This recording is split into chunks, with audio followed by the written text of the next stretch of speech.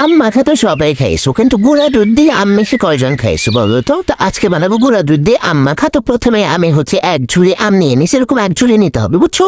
এরপর এটাকে সুন্দর মতন তোমার পেলার দিয়ে ছিলে নিতেছি, আবার এরকম সুন্দর মতন ছিলতে হবে। সুন্দর মতন না ছিললে কিন্তু হবে না বুঝছো। এরপর এটাকে এই যে দেখো সুন্দর মতন করে আমি ছিলে নিছি, যে এরকম সুন্দর সুন্দর করে ছিলে নেবা, ঠিক আছে। এরপর হইতেছে এটাকে আমি ভালো মতন ধুয়ে তারপর পেলার দিয়ে চিকি করে নিতেছিলাম। তোমরা গ্রেটার দিয়ে গ্রেট করতেও পারো। এই তো এই যে দেখো যে এরকম সুন্দর মতন পাতলা পাতলা করে নেবা, ঠিক আছে। এরকম পাতলা পাতলা করে নিতে হবে, নয়তো কিন্তু হবে না বুঝছো, নয়তো কিন্তু মজা লাগবে না। এরকম সুন্দর মতো পাতলা করে নেবা। এরপর এটাকে আমি সুন্দর একটা পাত্রে নিয়ে এখন উপর থেকে তোমার দিয়ে দিতেছি কাঁচা মরিচ কুচি, আরেকটু কাঁচামরিচ দিয়ে দিতেছি, বারবার দিতে ভালো লাগে বুঝছো। এরপর দিয়ে দিব তোমার একটুখানি পিঙ্ক সল্ট, তোমরা চাইলে সাদা লবণও দিতে পারো। এরপর তোমার দিয়ে দিতেছি বিট নুন 1 চামচ, অবশ্যই 1 চামচে করে দিতে হবে। এরপর দিয়ে দিতেছিলাম তোমার চিনি।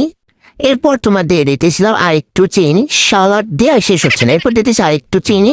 এরপর এইটাকে শরীরের যত শক্তি আছে সব শক্তি দিয়ে এটাকে চটকায় হইতেছে মেখে নিতে হবে বুঝছো, একদম সব শক্তি দিয়ে মেখে নেবা।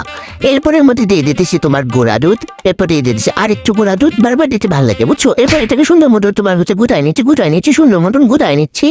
তো এই যে দেখো এটা দেখতে ঠিক এরকম হবে। তো এটাকে আমি একটা সুন্দর বাটিতে নিয়ে উপর থেকে তোমার একটুখানি বোম্বাই মরিচ ছিটাই দিতেছিলাম।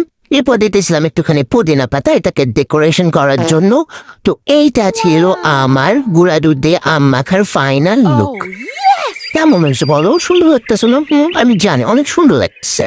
তোমরা পারবা এরকম সুন্দর করে বানাইতে, আমি জানি তোমরা পারবা না ভাই। এইটা দেখতে যতটা না সুন্দর, এটা খাইতে তার থেকে 1000 গুণ বেশি সুন্দর। তোমরা এইটা না বানায় খাইলে আসলেও পস্তাবা বুঝছো। তো যাও এটা রেসিপিটা দেখা বানায় খাও।